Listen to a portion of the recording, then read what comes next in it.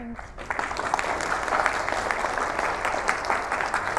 The name that I gave this presentation is Igniting Memorable Experiences. And those are some of my lessons learned. And I heard memorable somewhere in the vision and mission statement, which is great. I tick that box. And what I would like you to think for a moment is, imagine you're in a shopping center, at Woolies or at Coles, and you're in front of tons of different options in an aisle.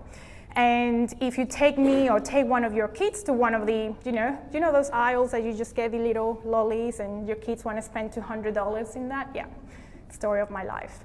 So imagine that you have to choose tons of things, but you don't have that much money. What would you choose? So by the end of this presentation, I really want you to think that you have an imaginary shopping trolley. And I want you to think that you are going to be putting things into that trolley that you want to take home, and you can't wait to try how delicious those things are. And so by the end of this presentation, we're going to go back to this shopping trolley. And I want you to really make a memory photo of what that would be at the end of this talk. And hopefully, there is at least one thing that you want to take home with you. Sounds fair? Are you ready for this? Are you ready for this? Yes. Are you ready for this? Yes. Let's do this. The F word, failure. Raise your hand if you have failed today. Oh, a lot of people got it okay today. Well done. I failed miserably today many times. Who's failed over the last week? 2 weeks? 3 months? Yeah. Everybody, well done. 2 hands, 5 hands if I had 5 hands. Failure is part of being human, and a failure is actually part of succeeding. And I want to take you through a very personal story of mine. And this is my son, Oliver. So with that video that you play, I was crying. And I've cried many times watching the video every time. Now I don't watch it because it gets too much. So this is my son, Ollie. He's now a 7-year-old little boy. He's really enthusiastic about athletics, and he does athletics every Saturday. And this was early in the year in one of the carnivals he had. So he's super pumped every time he gets to do his running. So Ollie had a carnival at his school, and my Photoshop skills are rubbish, but you will see him in a moment. He's the one with the red shirt, that one there, running on the outside. He falls down.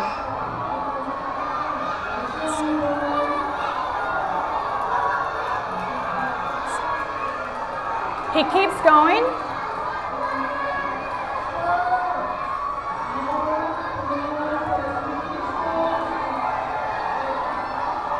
He falls down again.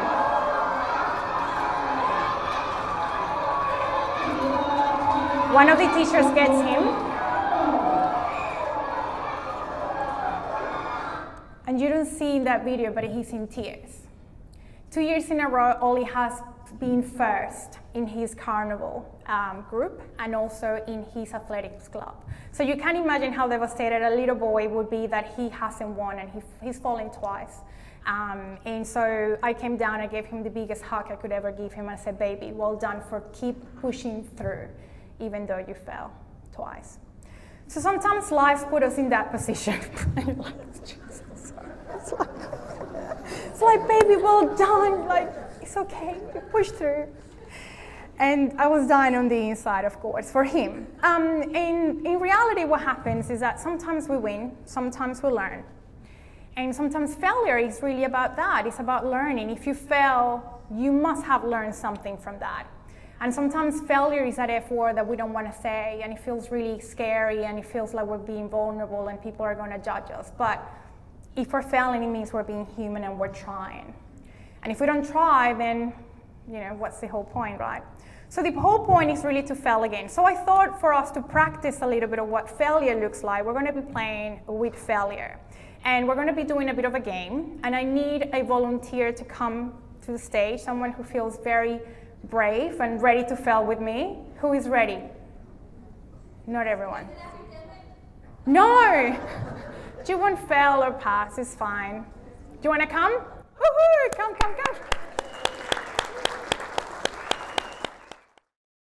So you see, failure is not at all that bad. You can have a bit of fun with failure, and in fact, if failure is allowed in an environment of a culture where failure is seen as there's a high risk tolerance, of course, things can happen negatively. So the past does not have to equal the future. And now with that exercise, you probably learn about your failure, what would I call it, your failure range quite a bit. Some people get really frustrated with this exercise and they're like, damn it, I really need to get it right. Some people just laugh like I do. And Tiffany, you were awesome, by the way. I was just like the one thinking, I was like, I'm not sure what I'm even doing, and I've done this 100 times. So one of the things that I want to show you, and this is very important for the world of innovation, design thinking, all of those big words that we talked about earlier, but you can actually play with failure at a point in time where there is very low risk. So this is a chart that we use quite a bit when we do training around how to come up with ideas that don't feel like you're wasting time, resources, and money. So if you see there is a project launch and there's potential on idea and that will take tons of time and money and energy, and you see the cost of that era being very high, if you actually wait for that idea to continue and there is a project team and there is people involved and volunteers assigned and all of that, yes, it is in fact too late and you wasted money, time and resources. But if you do something really early and you're able to actually come up with something that can be shown to people, then that's okay. The best that can happen is that you fail really, really early so you're able to not waste time and money, and actually play with a way of providing a much better experience to your customers and to you internally. There is an incredible world about prototyping, and that's the terminology that is used, but at the end of the day, it's about coming up with those ideas in real life. And this is a very funny, cute one about a bakery where actually you do role playing and you create an environment where people come and play pretend and do the whole thing. And interactively, actually, it's quite surprising to see how people learn through this experience, and they actually immerse themselves into the experience so much that they start gaining insights whether it could go well or not in real life. So definitely encourage you to do that. The one on the right-hand side is something that's called a storyboard, or crazy eights. You can Google this stuff, you can grab me at the end and I'll tell you all about it. But what I love about this one is that you can't really tell what it is. And what I want to show you is that creativity doesn't have to be something done by, the very, very clever superhumans that exist out there, of course, but you can come up with something like this and show it to people and just really see what they think just by spending probably 5 minutes with a Sharpie and a A4 paper. So that's what I wanted to tell you about failure, and thank you so much for being such a great bunch of people trialing with it. So the second one is really about fostering a culture of creative problem solving. And as I mentioned earlier, creativity sometimes is seen for people with glasses who like to lie, and that's not true. Who honestly raise your hand if you think you're a creative person. Okay. Depend on the day, maybe. Okay, so I don't see myself as a creative person at all. However, I have tried it, and it's like a muscle that you build over time, and eventually you don't become better at it, you become more comfortable with it. So I love the case study, and who's used Airbnb before? Yep, cool. So what they do is that everybody that starts in the organization, they get every single new employee or volunteer, whoever that person will be, to be given a challenge. It's like, hey, we're having problems with this kind of customers, or we're having problems with this kind of thing, can you solve it? And they're given this task, and they're not told how to tackle that task, but they just given something to problem solve. And they're also explained that, well, we just need to come up with a business solution for it. So people are given the potential to be creative and fail. So that goes back to that fostering that culture of failure as well. And creativity really happens beautifully because it's within us. Something happened in our lives that someone put us maybe in a corner when we're at the choir and said, oh, can you just pretend that you're singing but let everybody sing, because you don't sound that good, and that crushed your heart. And that 6-7-year-old boy or girl, and if that ever happened to you, I had a teacher when I was a 4-year-old who said my hair was crazy. This is after hair straightener and loads of things. My hair goes into like this puff, like Monica from Friends. So yeah, she was very mean to me, and for a very long time I would just not have anything more than a ponytail because I was so embarrassed about my hair. So people can crush you. So it's very important to think about what we tell people. But about this, it's really about thinking that not every single idea has to be magnificent and crazy, and ideas can be simple as long as they're human. And so I want to take you through this very, again, personal story of mine. This is my husband and I back in Venezuela, where I'm from, and we got married in November 2009, almost 10 freaking years. Oh my goodness. Surprised that he hasn't left me yet. So we did this very crazy kind of honeymoon. We went traveling to South America for 3 or 4 months instead of, going to somewhere exotic. And our first pit stop was Machu Picchu. Who's done Machu Picchu? Oh, cool. Put it in your bucket list. It's really cool. So we did the whole Inca Trail, which is where you walk for 4 days. And I carried all my stuff, my clothing, my everything, pretty much. And we got to Machu Picchu, yay, smelly, sweaty, all of those things in 4 days. But they have these incredible people who carried absolutely everything that you would ever need. They have tents for you, they have water, they have food, they have everything that you can ever imagine. So they set you up in the middle of nowhere pretty much. And they're super fast. Believe me, I was like, Jesus, and those guys were like running. Anyway, they knew it was our honeymoon, and out of nowhere, we were having dinner, and they came to our dining tent, and this is what happened. They made us a cake in the middle of the Inca Trail with no oven at all. They didn't have an oven. I still to this day don't know how they made that cake. And they have some, cocoa leaves that probably made us a bit happier that night as well, but that's incredible. And that wasn't probably for them complicated. They probably knew exactly how to do it. So again, it doesn't have to be something that has to be costly or expensive. If you think that you come up with an idea and you know for a fact that will give someone a smile, then do it. It's probably the right thing to do. That definitely gave us a big smile and little bit of extra kilos as well after eating all of that, but worth the while. So again, you can tap into something like design thinking. That's not something I'm going to share with you tonight, but I just want to say simplicity sometimes is just better than overcomplicating things. Another thing that I wanted to touch on was appreciation really starts from the bottom up, and a lot of organizations are very strong on really ensuring that, the board or the exec teams or those managers are really sharing and ensuring that everybody from the top down are recognized and really told, how good they're doing. And I believe Alara does a beautiful job in that. But I want to talk about the ripple effect of actually doing that from the bottom up instead. So really starting with you. So you spend tons of time with coworkers, don't you? Right, every day. And do you recognize them on a daily basis? Raise your hand if you do. Okay. Raise your hand if you think you could recognize them, but you don't want to maybe say something funny or weird. Or yes, I saw a hand almost raised over at the back. So it turns out that when we don't recognize employees, whether it's from the top down or the bottom up, it doesn't matter which way, we have about it's a big disengagement. This is a really sad statistic, and I strongly believe this doesn't link nothing like Alara. This is Australia-wide. Only 20% of Australian workforce is engaged, with a 16% actively disengaged. So what does that mean is that the cost of employee disengagement is also estimated at approximately $7 billion annually. Australia isn't a big country, so you do the math. Very scary. So what happens? Well, things happen. We see maybe colleagues or sometimes ourselves feeling used if we're not being recognized by our peers or by our managers. We don't work as hard because, let's be honest, who gives a damn if nobody's telling me how amazing I'm doing or how well or how hard I'm working? I complain to other people, and I don't keep those complaints to myself either. So this is something that's got nothing to do with Alara itself. This is a trend that's happening in Australia.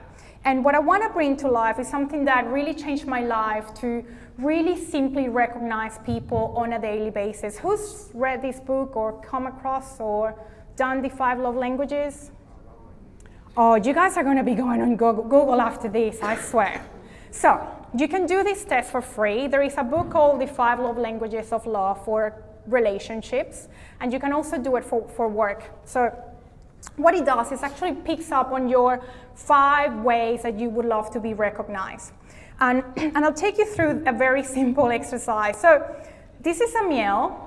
And Amiel is one of our virtual assistants, and he's based in the Philippines, and he plays guitar. He's very good at it. I've never met Amiel in person. All of the communication that we have is via Slack, you know, the chat channel, and emails, and Zoom, and Skype, and all of those things. I must admit that Amiel, the 5 love languages as part of his onboarding a few months back, and that was probably about May, June, I never checked it, never even looked at it. My bad. Fail. So Amiel, as far as I was doing this empathy research for this keynote, I saw that Amiel was all about the physical touch. So 0 to 10, he's got 10 out of 10. He wants to be touched. So what that means, you might give him a couple of pats in the back, maybe not the circle, that's a bit awkward, but you might give him a couple of pats, and then he will feel really good. It's like, Ali's got my back, she's happy with my work. At quality time, I spend a morning having coffee with him. How do I do that? He's freaking in the Philippines, right? Words of affirmation, you're doing well, you're incredibly talented, thank you so much for your help. And acts of service, and receiving gifts. This is a very funny example. So love languages translator for Target. So it says acts of service. I'm going to Target, do you want anything? Quality time, want to go to Target with me? Words of affirmation, I love how you love Target. Gifts, I got you something from Target. Physical touch, pushing the perfect car at Target. So for me, my love languages is words of affirmation and physical touch. So I'm all very cool with people telling me how good I'm doing, and giving me a cuddle, giving me a pat, and all of those things. That's definitely my thing. If you give me a gift, nah, it's not gonna do anything for me. So it has to be meaningful and individualized to every single person. It has to feel authentic and genuine. And the reason for that is because that ripple effect that I showed you earlier has in fact a ripple effect to internal employees and externally to our customers. And this is a bit of a diagram that shows that, where happy employees are more engaged, deliver a better customer experience, because if you're happy, then your customers will be happy, right? Like you'll be just in such a good energy and flowing and content. And so therefore you'll be enthusiastic and you'll be proud, and then that will go to your customers. It's like, what's wrong with Tom? He's extra happy, so I want to be happy like him.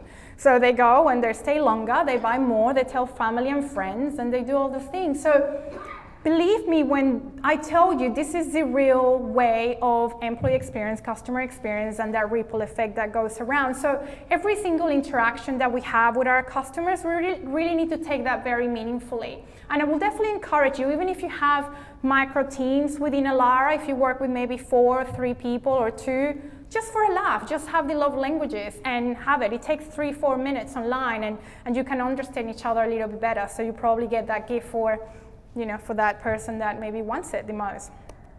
So the other thing that I want to show you is how to practice radical candor. Radical candor is actually written, it's a book written by this lady called Kim Scott, and it's a very good book about providing feedback to people, to individuals. But it goes actually into how your management perhaps tells you, hey, I have an idea. It's like, cool, I'm going to listen. Can you answer some questions for me? Let's discuss it.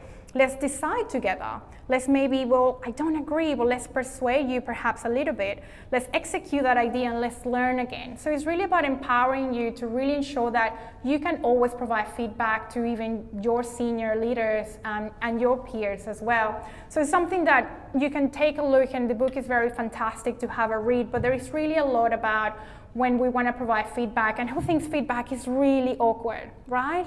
Like nobody wants to give negative feedback or constructive feedback bullshit, like the 32 things that you did amazing, but there is the one thing that you like that wasn't great, and then you go home and you're in tears because there was one thing, right? So again, feedback is a lot of practice. The other one that I want to tell you a little bit more about is becoming a 10x storyteller. So a 10x is, imagine if you could do something but 10x times better. So if you were to be making a cake, and I'm horrible baking and I are not friends. If I was to make a cake, what if it was 10 times better than the last time? I tried, but it just doesn't freaking happen. But what if I was to make a 10x better? So this might play a bit loudly, but this is the video that you beautifully have on, sorry, it's very loud. Very loud. You have, I might just move on, sorry. You've seen the video? You haven't? YouTube, it's on YouTube. Sorry, it's very loud. I can't control it through my computer. But what I want to say is that that's a beautiful story from Alara. I didn't see it on the website. I would love to see it there. If you get people coming to the website, again, that's an opportunity, but there's a beautiful story to tell about the work that you do on a daily basis, and the passion and the heart and the energy and the sweat and the tears that you put into everything that you do. There is a beautiful story that was mentioned earlier, and it was with a lot of excitement and pride that Michael, when I came to head office, told me about jets, the Alara jets, and obviously you had the jerseys and everything exposed. So it's a beautiful success story. And sometimes that's really beautiful. And sometimes we actually also share those 10x fail stories because it means we learn something from them. I want to share something also around being more like Nelson Mandela. My little one, she's my second born, Zoe. She's very little here, but she's now 4 years old. So she came from school the other day, from kindy, really, and she said, "Mom, I learned about Nelson Mandela." Nelson Mandela, so cute. And she said, "Oh, he said, be kind whenever possible." And I'm like, "Oh, that's beautiful, baby." So now this is the thing in our house. When I'm being a bit cranky, because let's be honest, we're not perfect. She's like, "Mom, you're not being kind whenever possible, like Nelson Mandela." And so it's very sweet. So I want to show you this really quick video, and I don't know if you've seen it. It's been everywhere on social media over the last few days. It still gives me the shivers. So that boy with the code, he had a big rifle. This was in San Francisco in May in the US. And the man with the cap is a coach from this high school. And he actually disarmed the boy from the rifle. And he just gave him a very big hug for a very long time. So this has been everywhere. Anybody has seen this? Yeah. Yeah, I've seen it quite a few times as well. So sometimes it's just those small moments when we hear anger from people. It means that that's when they're hurting the most. You can imagine that boy, 16, 15, whatever age, he's hurting very, very, very deeply. And you can empathize with someone who's in such pain because perhaps you haven't gone through that pain. But what if we were to do one of the things that are more native to us, which was an embrace? So a beautiful story, and I wanted to show you that. Random acts of kindness is something that I practice, and I genuinely try to practice daily, and there are many ways that you can do it, and I believe that you do this as a living, which is beautiful, because this is the organization you're in, this is the role that you decided to pursue, and well done for doing that. There are ways that you can actually bring random acts of kindness to your employee experience, your customer experience. This was Oliver again when he started prep last year. This is me with a lot of excitement and tears as well, just really taking him to prep. And we got this we had a bag given by his prep teacher with a Kit Kat and an English breakfast, a Kleenex and a Minties. And he said, he had a little note that he read, go closer here. "Here's a little something to put you at ease. A Minty to chew for moments like this. A tissue to dry those tears, Dad and Mom, while you think of your precious child, all the smiles and the fun. At Kit Kat, because it's time you have a break. Walk out of that class door with a smile, even if it's fake. Go home, put your feet up, relax with some tea, and know that your child will be cherished by me." Very sweet. So I cried a lot. I was, oh my God, oh my God. And obviously you can imagine that took that teacher probably, a 30-minute trip to Woolies to get all of that organized, print the labels, get it into a bag. And so again, simple things that can be done This is a very useful tool that I use. And who is time poor? Like, who feels the day should have another 24 hours? Thank God, I know, everybody's with me. Cool. So this is a very useful tool I use. It's called Loom, and you don't need to pay. You can just have it on your browser, and you could actually send video messages to people and link them to emails. So I do that all the time. Instead of typing emails that might take me 30 minutes, I do, hey, da, da, da, da, da, da, da, and that was me saying a thank you note to someone for being awesome, doing something. So again, if you don't have the time, this will simplify your life, and you can just do thank yous as you go. So we know that random acts of kindness increase that person's sense of happiness. Kindness also promotes gratitude, and kindness actually promotes empathy, which is one of the elements that obviously you thrive on. I want to just really quickly start wrapping up with the last 3 elements of number 8, which is when one of your talented people does something not dumb, don't blame them. Instead, ask yourself what context you failed to set. Very simply, but it's very easy to blame other people when they haven't done something you thought they should do. Ask yourself if you didn't express it properly, or if you could have explained it better, because it happens to me all the time. Start before you're ready, definitely. This was me trying a CrossFit class, and I was like, no, people at CrossFit, they're a bit crazy, they're in a tribe, they just get together, have coffees. No, it's not for me. Anyway, this was me trying to lift this weight, which I couldn't lift properly, but anyway, I really tried it before I could deny it. I loved it, and I haven't joined because it's freaking expensive. It's like, why CrossFit is so expensive, right? Like, it's insane. Anyway, but I just want to say our beliefs create our thoughts, and our thoughts create our feelings, and our feelings create our behavior. And our behavior creates our results. So the things that you're telling yourself that you believe in will drive your thoughts. And from there, it will go down and down to believe that you can do it. Exactly when I ask you, are you creative? And you said no, because you believe you're not, but you actually are. The last thing I want to take you through is the 5-second rule. If you haven't heard this concept, it's from this lady called Mel Robbins. She's the wife to Tony Robbins. You know Tony Robbins, big tall guy? That guy.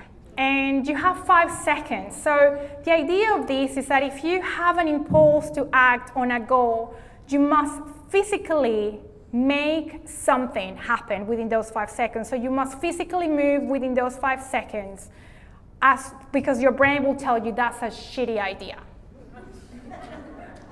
Okay? And that's what happens. It's like this morning, it's like I came across someone on social media. It's like, oh, damn it, I really want to do a collaboration with them. And I was like, 1, 2, 3, 4, 5. I did it. I sent that email. If I had thought about it, I would have gone, nah, what's the point? They're never going to reply. They never, who they think I am, like I'm a simple, nah, forget it.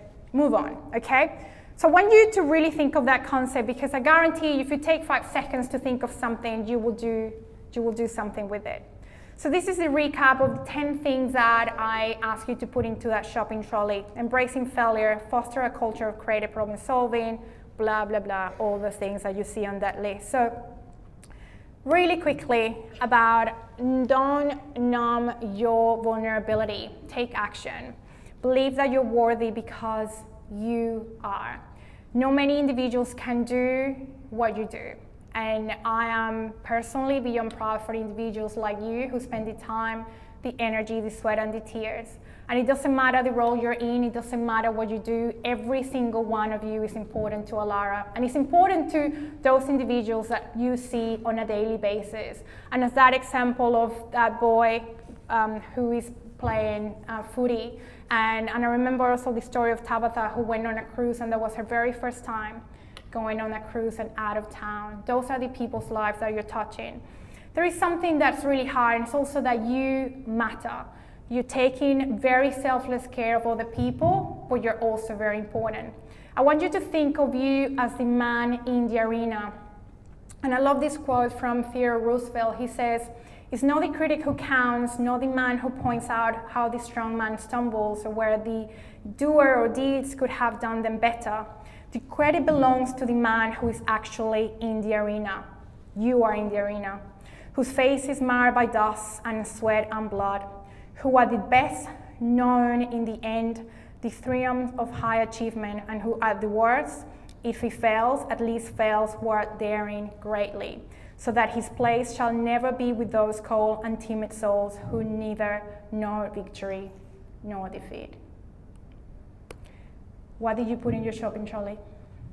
5 seconds. Thank you.